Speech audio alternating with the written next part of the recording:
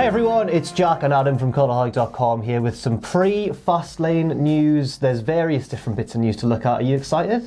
For Fastlane? Yeah. No. Okay. Are you? I like pay-per-views. Yeah, no, so do I. I just think this is one of the most predictable pay-per-views yet, but... Well, we could be speaking too soon. It could be the craziest night of wrestling you've ever I hope seen. it is. I hope there's some swerves on the road to WrestleMania. Anything can happen in the WWE. World Wrestling Federation. Yes, absolutely. Let's take a look at all of the headlines. First of all, a sidelined WWE Superstar has returned to action at a recent house show. Next up, we take a look at Roman Reigns' feelings towards Dean Ambrose's heel turn back in October. And finally, we also talk about the sad passing of Wally Yamaguchi. So first of all, yes, an injured WWE Superstar has returned to action at a recent house show, and it's none other than former Bludgeon brother, former Wyatt family member, the man himself, Luke Harper. Yeah, excited about this. Good to see him back, yeah. What does this mean for tonight, Jack? Oh, I don't think you get involved tonight. Do you not? Oh, because of Rowan and the whole, So he came out with his, the steel guitar, the big eye. Tight on the Tron. Yeah, so right. non-Wyatt family, definitely non-Bludgeon brother. It looks like this is definitely the end of the Bludgeon brothers now. Okay. I mean, I think we knew that anyway.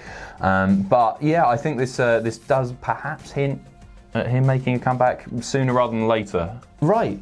Well, he went to undergo wrist surgery. I seem to remember it sort of tanked the whole Bludgeon Brothers thing. They went over huge at WrestleMania. They were dominating everybody. And then at SmackDown, they had to drop the title. Yes, and I think Rowan was injured as well. And yes. It just struck both of them at the same time. But Luke Harper is one of those guys, like Cesaro, who everyone wants to see given a chance because of his indie credentials before joining WWE. Absolutely. And apart from the odd IC title reign, or maybe like some impressive tag team displays alongside Rowan, or as a member of the Wyatt family, he's never really been given the full sort of push. You know, and I don't know if we'll see that now that he's returned, but maybe. I don't know. I would love to see it. I've been recently watching some old Brody Lee matches, and I just had no idea just how good he was. He was so quick. Yeah, he's so quick. He's so agile and really, really impressive in the ring, and great character work as well. He's so good that there's a big part of me that wants to see him kept away from the Daniel Bryan Rowan. Yeah, me too, actually. There is speculation here on whether... It's not clear whether he's going to remain with Raw. He returned on a Raw house show, but that was in his hometown, so it could have just been for that reason, rather than a definitive this is where he's going to end up. He could go over to SmackDown, which I think, if he was to go over to SmackDown, he couldn't possibly avoid interacting with Bryan and Rowan. I agree, yeah. Yeah. So it's a bit of a strange one. It's exciting, it's always good to see somebody back from injury. It is, of course. And fingers crossed we'll see him on our screens very soon. He also appears, and this is just a bit of speculation, but from all the up, down, and everything, and when they post pictures of each other hanging out on the road, he seems like a really popular, well-liked guy backstage. Yeah, absolutely. Everyone loves a bit of Luke Harper. Everyone loves it. Loves a bit of Luke Harper, and I That'll do be on his Tron next week. Everyone loves a bit of Luke Harper. The sting before he comes out. Everyone loves a bit of Luke Harper.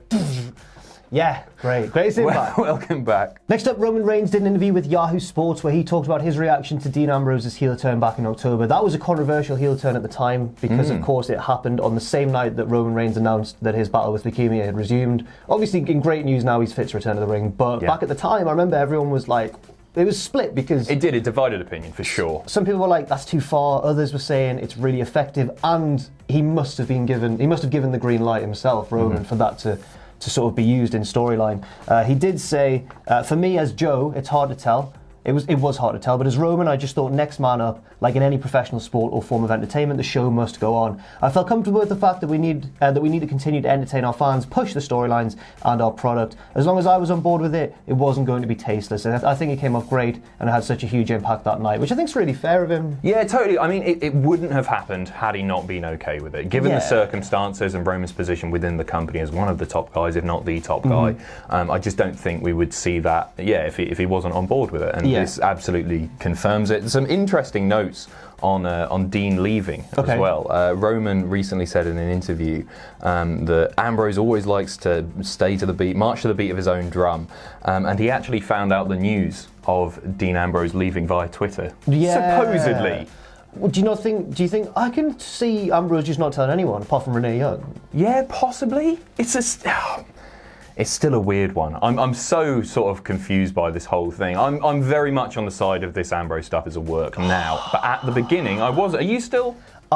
I'm in between. I think it might have been totally real at the start, and he has changed his mind or been persuaded otherwise, or he's totally worked Vince McMahon. Really, because everyone and their dog was convincing Vince they were going to leave once AEW started offering huge amounts of money and stuff. I think he might have been the cleverest one of them all.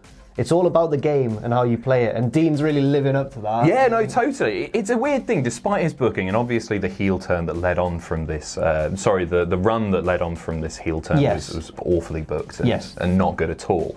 But he still feels like one of the top guys. He's so popular still, yeah. Absolutely, and as far as house show audiences goes, he's still a massive draw. Yes. He's not somebody that they want to lose, and I think you're right in saying that, all of this money is flying around at the moment. JR looks to be going to AEW, and they've said that he's going to be making the most he's ever made. Really? Isn't that absolutely insane? Yes. If that is what they're talking about, which it does seem to be. Yeah. And I think you're right in that Dean Ambrose seems to have been playing Vince McMahon. And fair play to him. Ooh. This is all speculation. Yeah, totally. It is fun nonetheless. But, I mean, I think that would be awesome if he did. What do you think he's going to do tonight? Come on, cards on the table. I don't know. At first I thought he was going to take the pinfall, but then I thought Roman's not going to lose in his first match back. So I think he'll just be... I don't think we'll see anything outrageous from Dean tonight. I think he'll just be a member of the Shield, part of the unit, doing his job. I think tonight is going to be a very good indication of Dean's position in the company and where he's heading. If he takes the pinfall, I'll start thinking, okay, maybe this isn't going to work, and he is going away. If he turns heel, he's not going anywhere. Right. Unless that does just be built to a match with Roman at WrestleMania, and that's it. I can't see him turning heel. I thought it was going to be Roman versus Drew, but who knows? Who knows? The road to WrestleMania is it's just hotting up. We're really in the fast lane right now. I hope there's no roadblocks.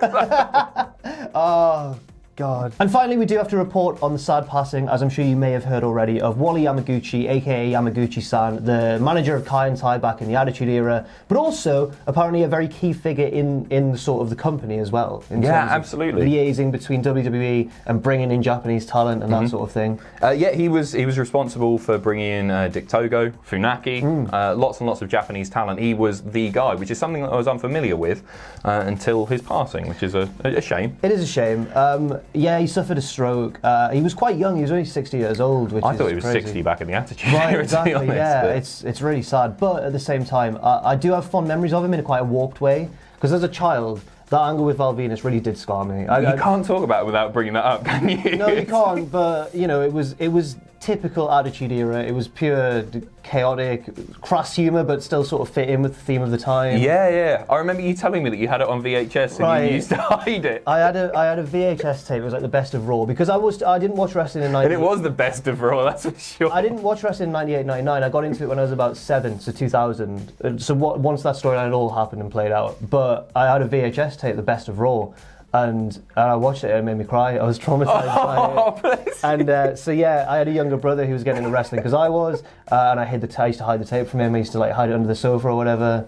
My mum and dad were like, it can't be that bad, but I couldn't tell them what it was because I was so horrified by it. Because then they might ban you from watching wrestling as well. No, I just didn't. I was too embarrassed, so I was like, I can't talk about this. It's too much. Can you watch it back now? I'd struggle. I do actually struggle a little bit because I remember one of my friends telling me about it at school, and I'm thinking, that never happened. And then I saw it, and I was like, this is crazy. But very sad news. But now looking back on it, I do have a certain weird fondness for Yamaguchi-san because of that. You know what? It's a moment which is still talked about on a daily basis to this very day. It's one of the most interesting Raw moments ever. Yeah. And so, to be a part of that is pretty cool. Fair play to him. And for his work in a more sort of admin role as well. Yeah, absolutely. R.I.P.